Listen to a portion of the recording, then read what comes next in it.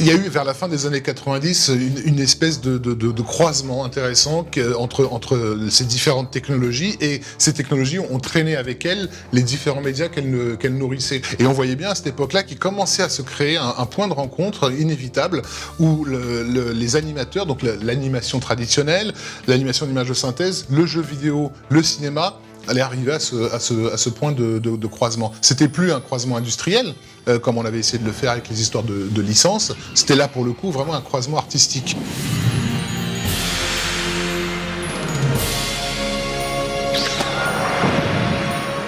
Quand on a commencé avec Ankama, on avait l'intention de faire du jeu vidéo, et ça s'arrêtait au jeu vidéo.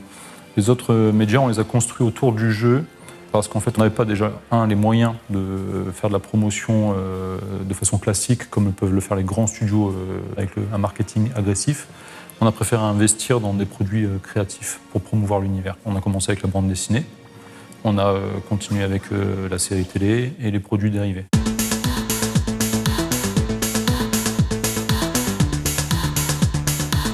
L'univers développé par Ankama, Dofus, etc., ça c'est du transmédia, pur. Chaque œuvre étant sur l'univers. Quand j'utilise le mot transmédia, c'est pas du marketing, c'est vraiment l'ADN de la société. Non, je m'en rends vraiment pas compte encore. J'utilise le mot cross-média, transmédia un peu n'importe comment. Cross-média, c'est simplement le fait de porter une œuvre sur plusieurs supports. Le transmédia, ça veut dire faire des briques qui exploitent différentes facettes d'un univers et chacune rajoute à cet univers. C'est différent. La théorie est très différente. En pratique, il faut quand même voir que des fois, il y a des choses où on ne sait pas trop comment les qualifier. En fait, on a un univers et puis on raconte une chose dans la bande dessinée, on raconte une autre dans le jeu vidéo, on en racontera une autre dans la série animée. Last Man, la série qui tabasse. Donc aujourd'hui, le projet il est composé de 2 objets, un documentaire qui va être diffusé sur l'antenne d'Arte et qui lui va nous faire découvrir un peu l'auteur et son œuvre. Et le jeu vidéo, ça va nous permettre d'expérimenter. On raconte pas une histoire de la même façon en bande dessinée qu'en jeu vidéo.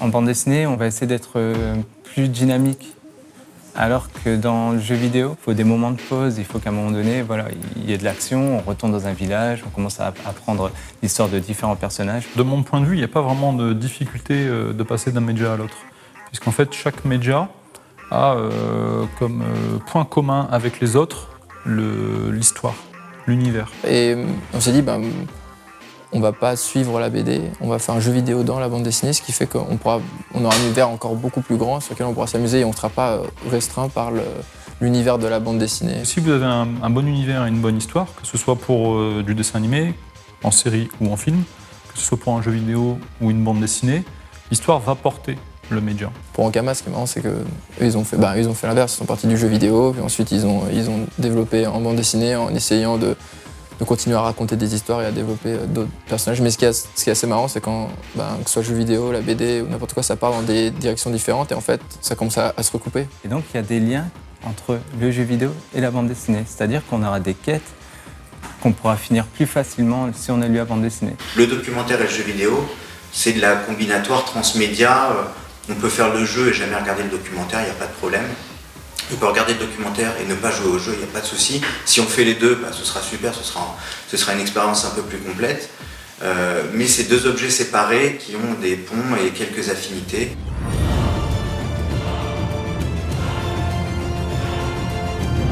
On a créé un département animation à Tinalos Interactive.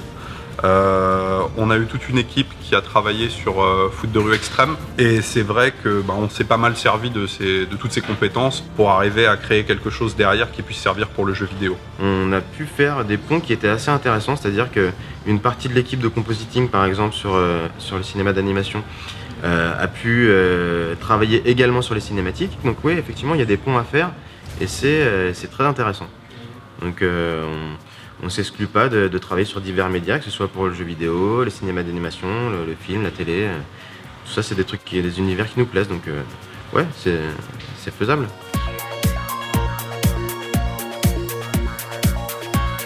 Alors le problème du transmédia, c'est que développer un projet en transmédia depuis le début, c'est extrêmement risqué.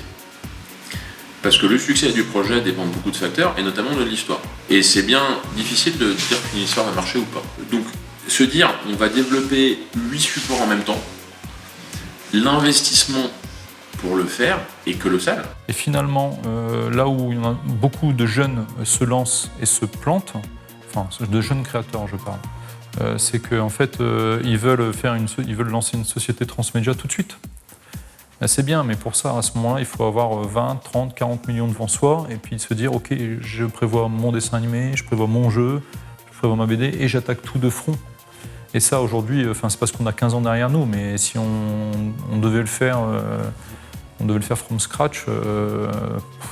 L'idée, c'est pour faire un univers transmédia, il faut avoir une bonne histoire, sur un premier support, et déjà avoir imaginé l'extension du support aux autres, sans avoir forcément investi dedans, mais avoir passé du temps à y réfléchir, à savoir où on veut aller, les grandes lignes et qu'elles se dessinent.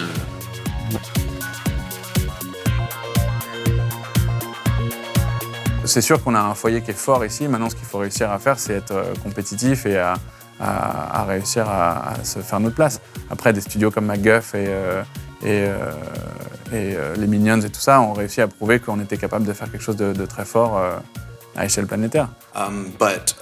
I think in France you have a strong team spirit and people want to make something great. They want to create something artistic that touches people, that people will remember, not just that they play for 5 minutes and do a microtransaction or whatever. Et finalement, je trouve que dans l'art contemporain d'aujourd'hui, le jeu vidéo, c'est l'art total. C'est l'art qui fait appel à la peinture, au dessin, à la sculpture, à la musique, à l'écriture et au gameplay. Donc c'est vrai que c'est une expérience artistique majeure qu'aucun autre média artistique ne peut offrir.